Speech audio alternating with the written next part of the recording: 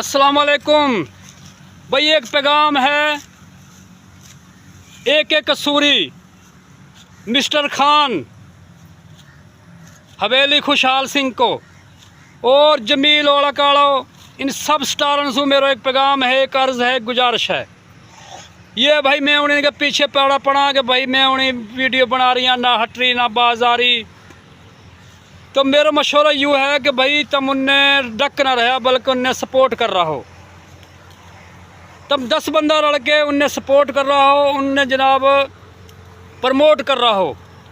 ऐसे तो उनकी और मशहूरी हो रही है, वह और बनाएंगी। ये जो डकन को तरीको है ना, ये सही ना है। तो डकन को तरीको ये है कि उनके भाई जाओ घर है, उनसे कहो बाज आ जा, ठीक है। तो ये तरीक़ोकार है। बाकी माजरत है, मेरा पैगाम है, मेरा मशवरा ही है, हुक्म ना है। बाकी करो अपनी मर्ज़ी।